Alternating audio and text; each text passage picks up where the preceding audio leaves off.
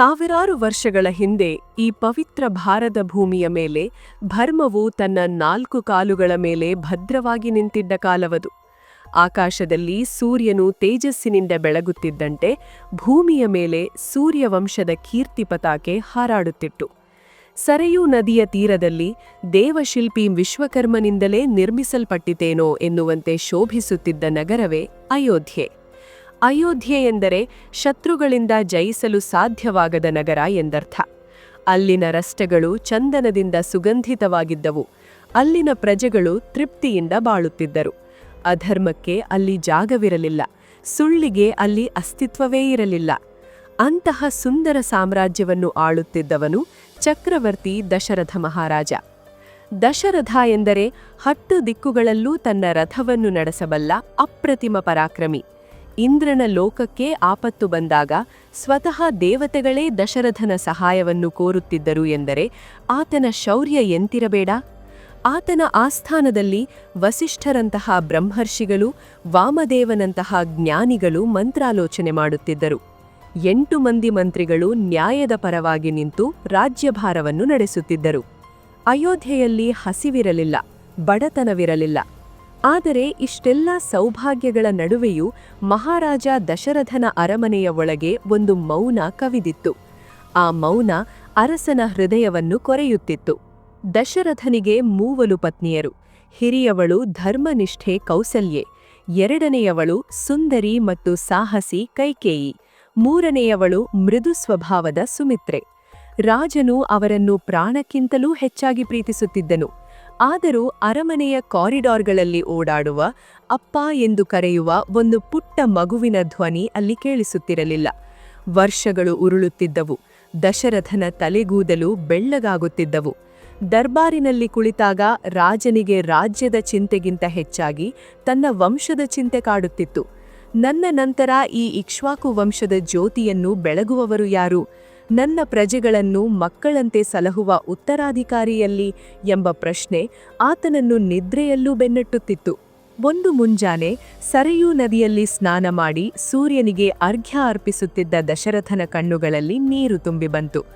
ಆತ ತನ್ನ ಆಪ್ತ ಮಂತ್ರಿ ಸುಮಂತನನ್ನು ಕರೆದು ತನ್ನ ಮನದ ಭಾರವನ್ನು ತೋಡಿಕೊಂಡನು. ಸುಮಂತನು ಮಹಾರಾಜನನ್ನು ಸಮಾಧಾನಪಡಿಸುತ್ತಾ ಹಿಂದೆ ಸನತ್ಕುಮಾರ ಮಹರ್ಷಿಗಳು ಹೇಳಿದ್ದ ಭವಿಷ್ಯವಾಣಿಯನ್ನು ನೆನಪಿಸಿದನು. ಮಹಾರಾಜರೇ, ಚಿಂತಿಸಬೇಡಿ, ನಿಮಗೆ ಪುತ್ರಭಾಗ್ಯ ಲಭಿಸುವ ಕಾಲ ಹತ್ತಿರ ಬಂದಿದೆ. ಋಷ್ಯಶೃಂಗ ಮುನಿಗಳ ನೇತೃತ್ವದಲ್ಲಿ ಪುತ್ರಕಾಮೇಷ್ಠಿ ಯಾಗವನ್ನು ನೆರವೇರಿಸಿದರೆ ನಿಮ್ಮ ಹಂಬಲ ಈಡೇರುತ್ತದೆ ಎಂದು ಧೈರ್ಯ ತುಂಬಿದನು. ಇದೇ ಸಮಯದಲ್ಲಿ ಭೂಮಿಯ ಇನ್ನೊಂದು ಮಗ್ಗಲಲ್ಲಿ ಅಧರ್ಮದ ಕತ್ತಲೆ ದಟ್ಟವಾಗುತ್ತಿತ್ತು. ಲಂಕೆಯ ರಾಜ ರಾವಣನು ತನ್ನ ತಪಸ್ಸಿನ ಶಕ್ತಿಯಿಂದ ಬ್ರಹ್ಮನಿಂದ ವರಗಳನ್ನು ಪಡೆದು ಅಹಂಕಾರದ ಉತ್ತುಂಗಕ್ಕೆ ಏರಿದ್ದನು. ದೇವತೆಗಳು, ಯಕ್ಷರು, ಕಿನ್ನರರು ಎಲ್ಲರೂ ಆತನ ದೌರ್ಜನ್ಯಕ್ಕೆ ಒಳಗಾಗಿದ್ದರು.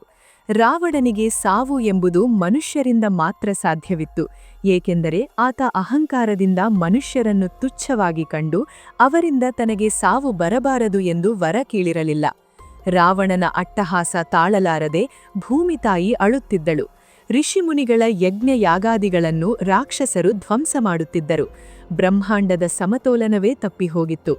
ಆಗ ದೇವತೆಗಳೆಲ್ಲರೂ ಸೇರಿ ಕ್ಷೀರಸಾಗರದಲ್ಲಿ ಶೇಷಶಯನನಾಗಿರುವ ಭಗವಾನ್ ವಿಷ್ಣುವಿನ ಮೊರೆ ಹೋದರು. ಹೇ ಪ್ರಭೋ, ರಾವಣನ ಸಂಹಾರಕ್ಕೆ ನೀನೇ ದಾರಿ ತೋರಿಸಬೇಕು ಎಂದು ಪ್ರಾರ್ಥಿಸಿದರು. ಆಗ ಶಾಂತ ಸ್ವರೂಪಿಯಾದ ವಿಷ್ಣುವು ಮಂದಹಾಸ ಬೀರುತ್ತಾ, ಭಯಪಡಬೇಡಿ ದೇವತೆಗಳೇ, ಭೂಮಿಯ ಮೇಲೆ ದಶರಥ ಮಹಾರಾಜನಿಗೆ ಪುತ್ರನಿಲ್ಲದ ಕೊರಗಿದೆ.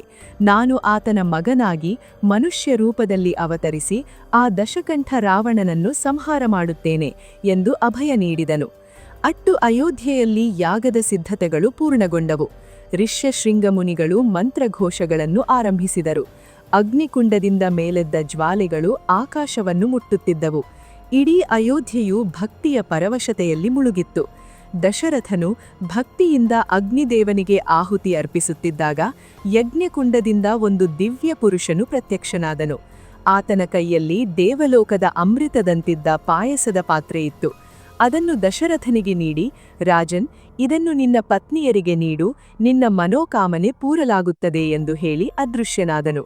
ದಶರಥನು ಪರಮಾನಂದದಿಂದ ಆ ಪಾತ್ರೆಯನ್ನು ಸ್ವೀಕರಿಸಿದನು. ಆತ ಅದನ್ನು ಮೊದಲು ಕೌಸಲ್ಯಗೆ ಅರ್ಧ ಭಾಗ ನೀಡಿದನು. ಉಳಿದ ಅರ್ಧದಲ್ಲಿ 1 ಭಾಗವನ್ನು ಕೈಕೇಯಿಗೆ ನೀಡಿದನು. ನಂತರ ಉಳಿದ ಸ್ವಲ್ಪ ಭಾಗವನ್ನು ಸುಮಿತ್ರೆಗೆ ನೀಡಿದನು. ಈ ಪಾಯಸವು ಕೇವಲ ಆಹಾರವಾಗಿರಲಿಲ್ಲ, ಅದು ಜಗತ್ತನ್ನು ಉದ್ಧರಿಸಲು ಬರುತ್ತಿರುವ ಪರಮಾತ್ಮನ ಪ್ರವೇಶದ ದಾರಿಯಾಗಿತ್ತು. ಈ ಘಟನೆಯ ನಂತರ ಅಯೋಧ್ಯೆಯ ಹವಾಮಾನವೇ ಬದಲಾಯಿತು. ಮರಗಳು ಚಿಗುರಿದವು, ಪಕ್ಷಿಗಳು ಹಾಡಲಾರಂಭಿಸಿದವು. 9 ತಿಂಗಳುಗಳು ಕಳೆದವು. ಚೈತ್ರ ಮಾಸದ ಶುಕ್ಲ ಪಕ್ಷದ ನವಮಿಯ ದಿನ. ಸೂರ್ಯನು ತನ್ನ ಉತ್ತುಂಗ ಸ್ಥಿತಿಯಲ್ಲಿದ್ದನು. ಅಂದು ಅಭಿಜೀತ್ ಮುಹೂರ್ತ. ಅಯೋಧ್ಯೆಯ ಅರಮನೆಯಿಂದ ಮೊದಲ ಕಂದಮ್ಮದ ಅಳುವಿನ ಧ್ವನಿ ಕೇಳಿಸಿಬಂತು. ಕೌಸಲ್ಯೆಯ ಗರ್ಭದಿಂದ ಜಗತ್ರಕ್ಷಕನಾದ ವಿಷ್ಣುವು ರಾಮನಾಗಿ ಅವತರಿಸಿದನು. ನೀಲಮೇಘಶ್ಯಾಮಲ ವರ್ಣದ ಆ ಮಗುವನ್ನು ಕಂಡ ದಶರಥನ ಕಣ್ಣಲ್ಲಿ ಆನಂದ ಬಾಷ್ಪ ಹರಿಯಿತು. ಬೆನ್ನಲ್ಲೇ ಕೈಕೇಯಿಗೆ ಭರತನು, ಸುಮಿತ್ರೆಗೆ ಲಕ್ಷ್ಮಣನೂ ಶತ್ರುಘ್ನರು ಜನಿಸಿದರು. ಅಯೋಧ್ಯೆಯ ತುಂಬೆಲ್ಲ ಮಂಗಳವಾದ್ಯಗಳು ಮೊಳಗಿದವು. ದೇವತೆಗಳು ಆಕಾಶದಿಂದ ಹೂಮಳೆಗರೆದರು. ಸೂರ್ಯವಂಶದ ಕತ್ತಲೆ ದೂರವಾಗಿ ಹೊಸ ಬೆಳಕು ಮೂಡಿತ್ತು. ಈ 4 ಸುಕುಮಾರರು ಬೆಳೆದು ದೊಡ್ಡವರಾಗುತ್ತಾ ಇಡೀ ವಿಶ್ವಕ್ಕೆ ಆದರ್ಶಪ್ರಾಯರಾದ ಕಥೆಯೇ ಈ ರಾಮಾಯಣ. ಹೀಗೆ ಅಯೋಧ್ಯೆಯ ಅರಮನೆಯಲ್ಲಿ ಮಂದಹಾಸದ ಅಲೆಗಳು ಎದ್ದಿವೆ. ದಶರಥ ಮಹಾರಾಜನ ಅಂತರಾಳದ ನೋವು ಮಂಜಿನಂತೆ ಕರಗಿ ಆತನ ಬಾಳಿನಲ್ಲಿ 4 ಜ್ಯೋತಿಗಳು ಬೆಳಗುತ್ತಿವೆ. ಕೌಸಲ್ಯೆಯ ಮಡಿಲಲ್ಲಿ ನೀಲಮೇಘಶ್ಯಾಮಲ ರಾಮ, ಕೈಕೇಯಿಯ ಪ್ರೀತಿಯಲ್ಲಿ ಭರತ, ಸುಮಿತ್ರೆಯ ಸಾನ್ನಿಧ್ಯದಲ್ಲಿ ಲಕ್ಷ್ಮಣನೂ ಶತ್ರುಘ್ನರು ಬೆಳೆಯುತ್ತಿದ್ದಾರೆ. ಇಡೀ ಅಯೋಧ್ಯೆಯೇ ಈ ಸುಕುಮಾರರ ಬಾಲ್ಯದ ಲೀಲೆಗಳನ್ನು ಕಂಡು ಮೈಮರೆತಿದೆ. ಆದರೆ ಈ ಸುಖದ ದಿನಗಳ ನಡುವೆಯೇ ವಿಧಿಯ ಆಟದ ಮುಂದಿನ ಅಧ್ಯಾಯ ತೆರೆದುಕೊಳ್ಳುತ್ತಿದೆ. ಅಯೋಧ್ಯೆಯ ಕೋಟೆಯ ಬಾಗಿಲಲ್ಲಿ ಒಬ್ಬ ಮಹಾನ್ ತಪಸ್ವಿ ಹೆಜ್ಜೆ ಇಡುತ್ತಿದ್ದಾರೆ. ಅವರ ಆಗಮನ ಕೇವಲ ದಶರಥನ ಪರೀಕ್ಷೆಯಲ್ಲ, ಅದು ಇಡೀ ಜಗತ್ತಿನ ಕಲ್ಯಾಣಕ್ಕಾಗಿ ರಾಮನು ತನ್ನ ಮೊದಲ ಹೆಜ್ಜೆಯನ್ನು ಅರಮನೆಯಿಂದ ಹೊರಗೆ ಇಡಲು ಕಾರಣವಾಗಲಿದೆ. ಯಾರು ಆ ಮಹರ್ಷಿ? ಅವರು ದಶರಥನ ಬಳಿ ಕೇಳಿದ್ದ ಆ ಕಠಿಣ ವರವೀನು? ಬಾಲರಾಮನು ತನ್ನ ಪುಟ್ಟ ಕೈಗಳಲ್ಲಿ ಬಿಲ್ಲು ಹಿಡಿದು ರಾಕ್ಷಸರ ಸಂಹಾರಕ್ಕೆ ಹೊರಟಿದ್ದು ಹೇಗೆ? ತಿಳಿಯಲು ಕೇಳುತ್ತಲೇ ಇರಿ. ಶ್ರೀರಾಮಾಯಣ ಮಹಾಕಾವ್ಯದ ಮುಂದಿನ ಸಂಚಿಕೆ. ಹಾಗೂ ನಿಮ್ಮ ನೆಚ್ಚಿನ ಜಿಯೋಸ್ಕೋಪ್ ಕನ್ನಡ ಯೂಟ್ಯೂಬ್ ಚಾನೆಲ್ ಅನ್ನು ಸಬ್ಸ್ಕ್ರೈಬ್ ಆಗೋದನ್ನ ಮರಿಬೇಡಿ.